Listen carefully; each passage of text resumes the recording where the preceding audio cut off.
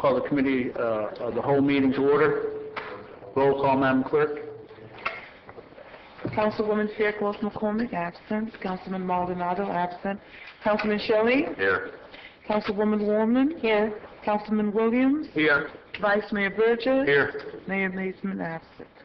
Any additions, deletions, or deferrals? Just like to request an executive session on the case Robert Landon versus City of Homestead to bring you up to date. Okay, duly noted. Thank you. The mayor's gone, but he asked me that the other council members please take a look at this package, legislative package, look at it, add anything, delete anything, or whatever, make your notes and comments and get them ready for the end of the month so that we can have it ready to go at the first of the year for the legislators. Thank you. One thing I'm going to do, Mr. Manager, is move item 7 up. We've got 3 people that have been sitting here listening, and then I don't think that item's going to take long, so I would like to go ahead and let them be on their merry way. Let me get to that page. Hang on one second. Motion to place car 532 on the council agenda. Is there a second? All right. Been moved and seconded. Staff report, please. This agreement between Crown Castle NG East, a wireless antenna company, and Homestead Energy Services addresses the installation of wireless antennas on the HES-owned utility poles and the payment to the city for said access. The agreement ensures that all persons involved with the application for antenna attachments to HES poles, including those responsible for the design, installation, construction, and ongoing maintenance of these attachments, comply with all applicable federal, state, local safety laws and regulations, including any requirement of HES and any additional safety requirements requested by HES. It also establishes a compensatory payment schedule for fees and charges payable to HES as specified in Appendix A of the agreement. Staff recommends the Mayor and Council authorize the City Manager to approve the attached agreement between Crown Castle NG East and HES for the installation of the distributed wireless antenna system on the HES utility poles and the associated yearly compensation to the city for said access. Thank you.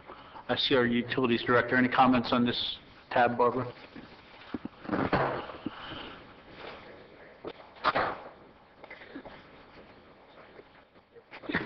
Yeah, we put things out of order on you, so I know you. I don't have any significant comments. It's an agreement to allow attachment to our poles, and then we're compensated for that attachment. How much you compensated? It's $100 per year per attachment. How many poles? Excuse me? How many attachments? At this point, we have none. I understand the applicant is looking at 4 at this point in time, 4 locations they'd like to place towers. And what would they be doing? What is the significance of it? They're communication antennas, like wireless towers. Okay. Any other questions? Mr. Shelley? Ms. Waldman? Mr. Williams, anything else? Yeah, but don't worry about it.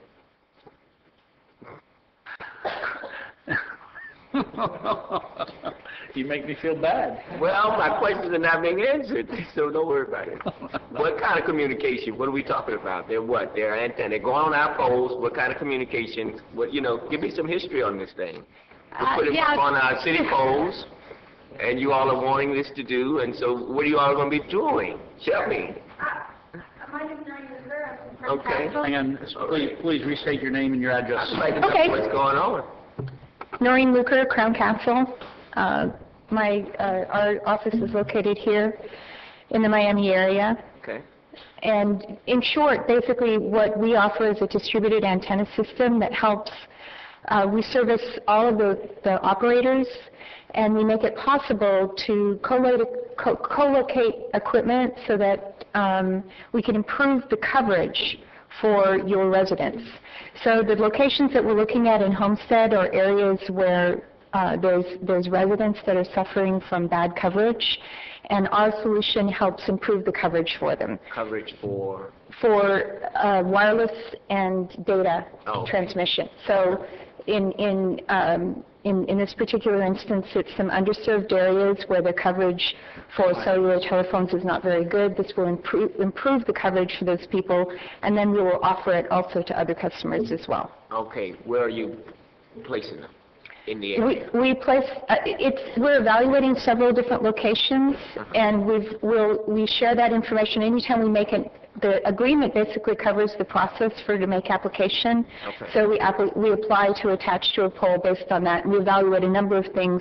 We make sure that, obviously Homestead makes sure that we don't interfere with the core purpose of the pole, which is to provide electricity. Right. So that's really important.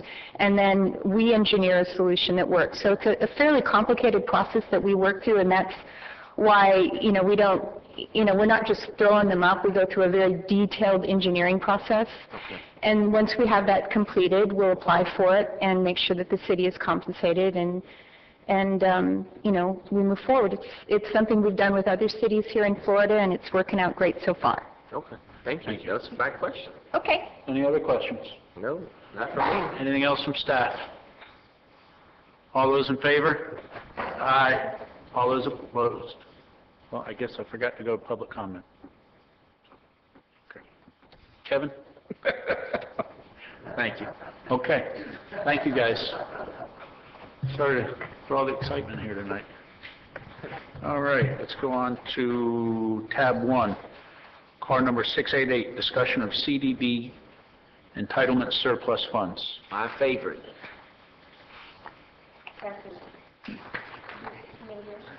Is there a motion? Move it. Second? Thank you. Staff report, please. Back to tab 1.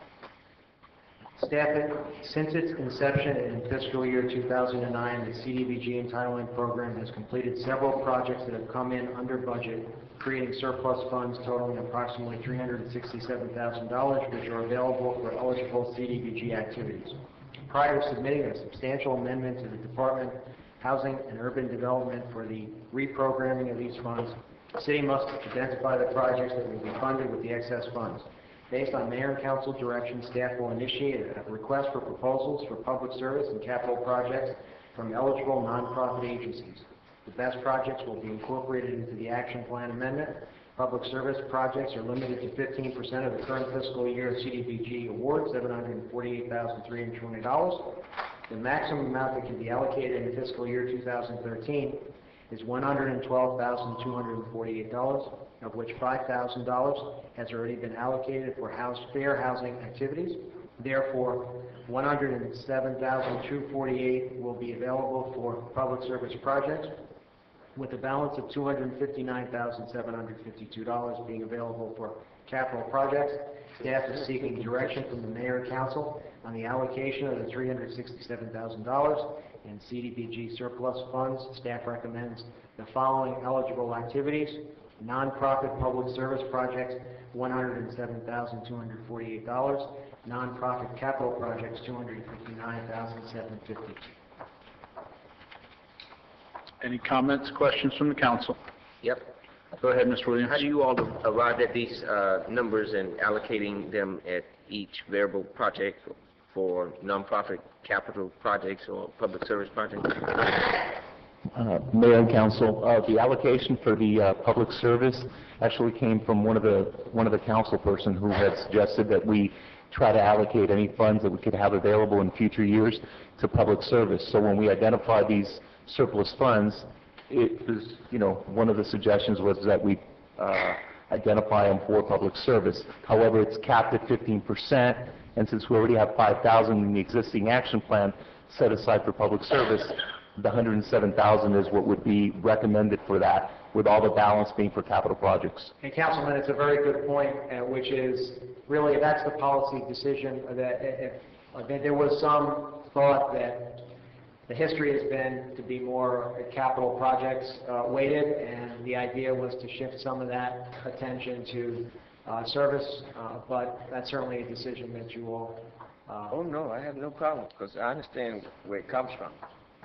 I know there's 7 people up here, but I don't get anybody's way when they're allocating money to certain things, because I know when I have projects, I want to allocate funds to.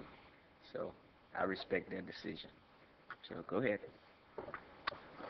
Any other questions, comments? Ms. Waldman? Staff, anything else? All those in favor? Aye. Aye. Those opposed? Other than the mayor, vice mayor. Oh, you're looking for direction, sorry. Yeah, if you're comfortable with that, I mean, if you're. Yeah, is everybody comfortable with the direction that Yeah, you're sure. wanting to go? And secondly, I want to acknowledge Nancy Phillips is here. Yeah, and we're going to get her out of here before the last item of the night. She never gets to leave this early.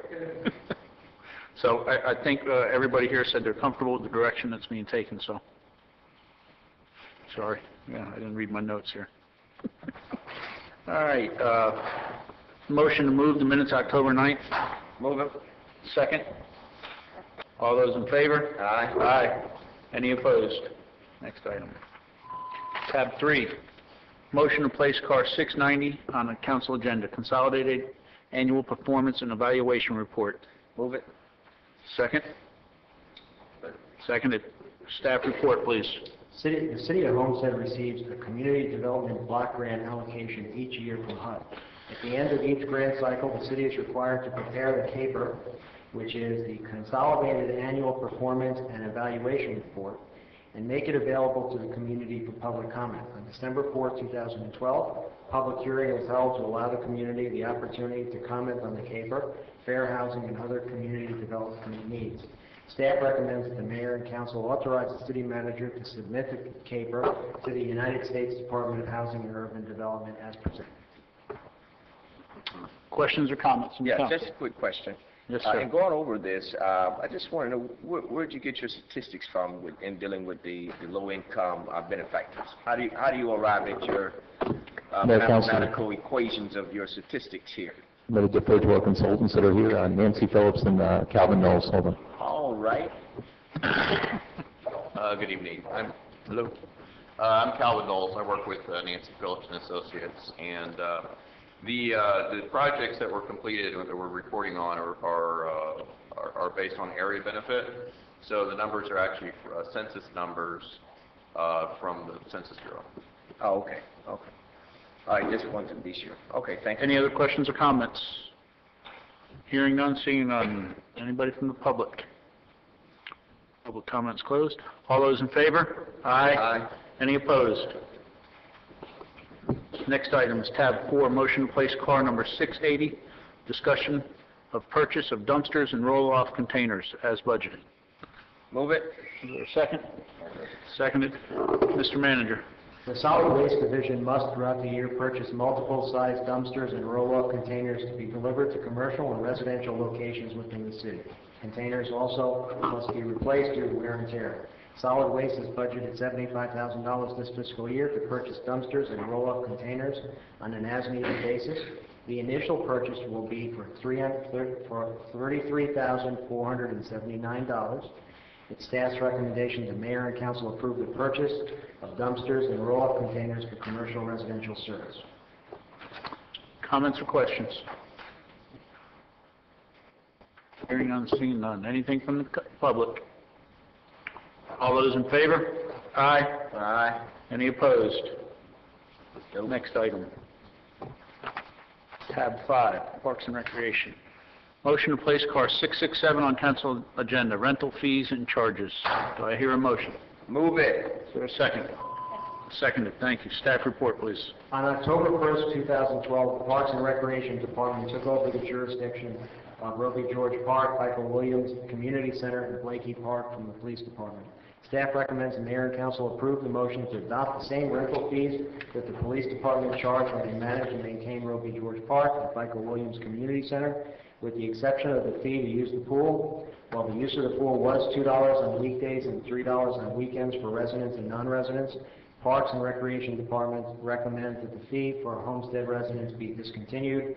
Also, Blakey Park is currently under construction. Once the construction is completed, we'll have 2 playgrounds and 2 pavilions, which will be rented at the same rate as at the other city park pavilions. These facility rentals will increase the Parks and Recreation revenue by approximately $20,000 to $25,000 a year. According to the City Code, Chapter 20, Section 20-11, Fees and Charges, the City Council sets fees and has the right to waive Parks and Recreation fees by a majority vote. Thank you. Any questions or comments? Yeah, what is the, I'm trying to see it here, to rent the pavilions, what do we charge to rent pavilions at the park now? Depending on the park, Councilman Williams, we do have one pavilion that's $125, which is at Roscoe Warren, which also has a bathroom attached. But mostly, if you see, most of our fees are $75 rental all day. So the two pavilions that are done at Blakey Park are the same size as our other pavilions, so we're keeping them at the same charge. Okay. Okay. Any other questions or comments? I just thank you for encouraging and energizing of our swimming program and the idea that was suggested to waive those fees. We're happy that that's happening, and we look forward to a lot more usage of the facility. Thank you. Anything else from council? Yes, one other question. The rental of the FICO Williams Community Center, the fees were always the same. It's not going up, is it, or is it? Councilman Williams, they're staying the same. The only thing we're doing is moving these fees to our Parks and Rec fees because they're at the police department. So we kept FICO Williams all the same. Oh. Any other questions? Hearing none, seeing none. I'll do the vote. All those in favor? Aye. Aye. Those opposed? Hearing none, seeing none. All right, we did tab 6 has been scratched. Tab 7 we did. Moving to tab 8. Motion to place car 701 on council agenda. Opposition to efforts to eliminate tax exempt status from municipal bonds. Entertain a motion, please, to put on the agenda. Moved by Ms. Waldman. Second. Seconded by Mr. Williams. Staff report, please. Just to try to get Barbara a little credit so that she can make her way through the ranks of her professional organization, I'll yield the floor to her so she can explain what's Thank you, Mr. Manager. The staff is recommending the mayor and council authorize support for the continuance of tax-exempt status of municipal bonds. Efforts are in progress that would eliminate or limit the use of tax-exempt bonds by state and local governments, and staff requests council support in opposing this effort by forwarding letters to our representatives in Congress. As you know, we we have used bonds in the past, municipal bonds in the past, to build, excuse me, to build some of the infrastructure that we have in place, and believe that this is a very important issue that we would like to show our opposition for. And you want us to support you? Yes. I see. Okay. Any other questions or comments?